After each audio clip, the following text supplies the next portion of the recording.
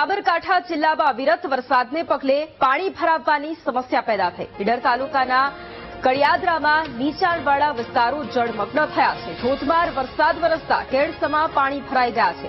વરસાદી પાણી ઘરમાં ઘૂસતા સ્થાનિકોને પણ નુકસાન થયું છે। ચોરીવાડ, ચોટાસણ સહિતના ગ્રામ્ય વિસ્તારો કે જ્યાં વરસાદી પાણી ભરાયું છે। તંત્રએ પાણીના નિકાલની યોગ્ય વ્યવસ્થા ન કરતા લોકોને પારાવાર મુશ્કેલી પડી રહી છે। બાળકો અને દર્દીઓ પાણી ભરાતા પરેશાન થઈ ઉઠ્યા છે। ઘરમાં રહેલું અનાજ, ઇલેક્ટ્રોનિક ઉપકરણોને પણ મોટા પાયે નુકસાન થયું છે। પાણી અમારે 3 વાર આવી રીતના ઘરોમાં ઘૂસી ગયા છે। એ છતાં પણ પંચાયત વાળા, મામલતદાર, ટીડીઓ એ લોકો આવીને તપાસ કરીને ગયા। એ છતાં પણ કોઈ નિકાલ આવ્યો નથી અને ઘરોમાં પાણી ભરાયા પછી બહુ મોટું નુકસાન થયેલું છે। કમરમાં પાણીમાં અમે રાતની 3 વાર આવું પોણીમાં 3 વાર આવી તો અમારે શું કરવું? તો પાણીનો નિકાલ અમને કરી આલો, સરપંચના સભ્યને જાણ કરી અમે। મારે તો એક વિનંતી એટલી જ છે કે અમારા ફળિયામાં જે પાણી પહેસન કેળ હમું પહેસન બધા ઘરમાં કેળ હમું આમાં બૈરા છોકરાને ખાવું એ હું એટલે મેં તો આ 3જો વખત બેઠું। તો આ તરફ સુરેન્દ્રનગર જિલ્લાના વઢવાણમાં ધોધમાર વરસાદ વરસ્યો। ભારે વરસાદ પડતા રહેણાંક મકાનોમાં વરસાદી પાણી ઘૂસ્યા। સહયોગ પાર્ક, રામનગર, વિવેકાનંદ સોસાયટીમાં પાણી ભરાઈ ગયા। લોકોના ઘરોમાં પાણી ભરાતા ઘરવખરી પણ પલળી ગઈ। અસરગ્રસ્ત વિસ્તારના લોકોએ કોર્પોરેશનમાં પણ રજૂઆત કરી હતી। કોર્પોરેશન તરફથી પાણી નિકાલની કામગીરીનો અભાવ જોવા મળ્યો, જેથી લોકો પણ હવે પરેશાન થઈ ઉઠ્યા છે। સુરેન્દ્રનગરના આ દ્રશ્યો છે, વઢવાણના આ દ્રશ્યો કે જ્યાં લોકોના ઘરોમાં વરસાદી પાણી ઘૂસી જતા લોકો પરેશાન થઈ ઉઠ્યા છે।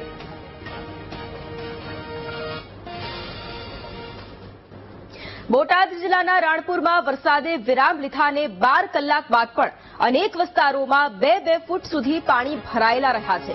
પરિણામે સ્થાનિક લોકો ભારે મુશ્કેલીનો સામનો કરવા મજબૂર બન્યા છે। હનુમાનપુરી, કૃષ્ણનગર, મદનીનગર જેવા વિસ્તારોમાં વરસાદી પાણી ભરાવાની સમસ્યા પેદા થઈ છે। મદનીનગર સોસાયટી, હનુમાનપુરી, અસર સોસાયટી, અશરફી સોસાયટી, ખ્વાજા સોસાયટી બધા વિસ્તારમાં પાણીનો ફૂલ સમસ્યા છે અને ઘરમાં પણ ગરી જાય છે। કૃષ્ણનગરમાં પણ આ પ્રોબ્લેમ છે। વરસાદે તો વિરામ લીધો છે, તેમ છતાં પાણી 8 થી 10 કલાક થાય તોય પાણી હજી નિવારણ આવ્યું નથી। આ પાણી એમનામ ભરેલું છે। દર વર્ષે આની આ સમસ્યા છેલ્લા 10 વર્ષથી આના સમસ્યા છે। આનું માંગ શું તમારી?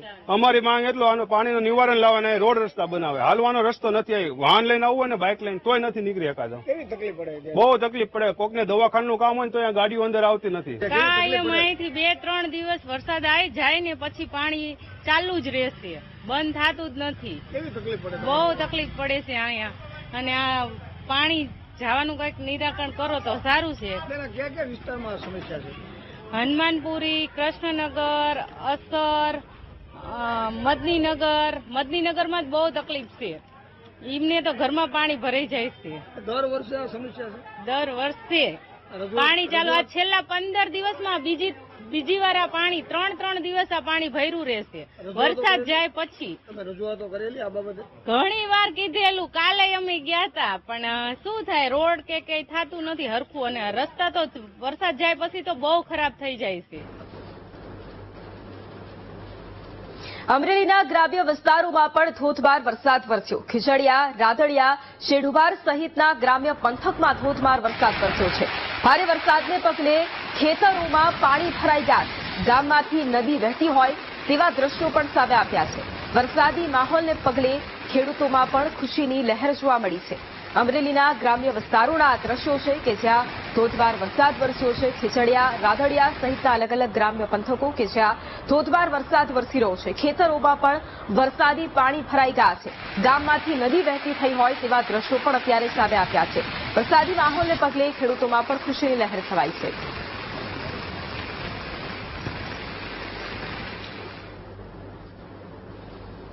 સુરેન્દ્રનગરમાં પડેલા ભારે વરસાદ બાદ 4 ડેમ છલોછલ થયા છે। ત્રિવેણી ઠાગા, ખોડિયાળી, સબુરી અને વાસલ ડેમ ઓવરફ્લો થયો છે। ઉપરવાસમાં ભારે વરસાદને પગલે 4 ડેમ ઓવરફ્લો થયા છે। ડેમમાંથી પાણી છોડાતા આસપાસના વિસ્તારોને પણ એલર્ટ કરવામાં આવ્યા છે। ડેમોમાં પાણીની આવક વધતા ખેડૂતોને સિંચાઈ માટે પાણી મળી રહેશે. પીવાના પાણીની સમસ્યા પણ હવે દૂર થશે.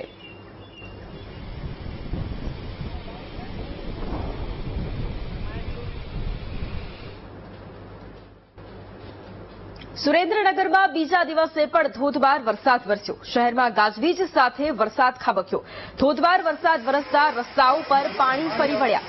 રસ્તાઓ પર પાણી ફરી વળતા વાહન ચાલકોને પણ હાલાકી પડી રહી છે. સતત બીજા દિવસે સુરેન્દ્રનગરમાં ધોધમાર વરસાદ વરસ્યો છે. શહેરમાં ગાજવીજ સાથે સતત બીજા દિવસે વરસાદ વરસ્યો.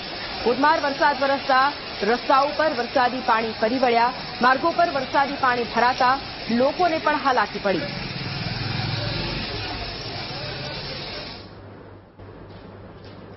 તો આ તરફ રાજકોટના ધોરાજીમાં ભ્રષ્ટાચારના ખાડામાં એક ટ્રક ફસાયો. ટ્રક ખાડામાં ફસાતા 1 થી 1.5 કલાક સુધી ટ્રાફિક જામની સમસ્યા સર્જાઈ. ઓવરબ્રિજની કામગીરીને લઈને ડાયવર્ઝન અપાયું છે. રસ્તા પર અનેક ખાડા હોવાથી લોકોને પારાવાર મુશ્કેલીનો સામનો કરવો પડે છે.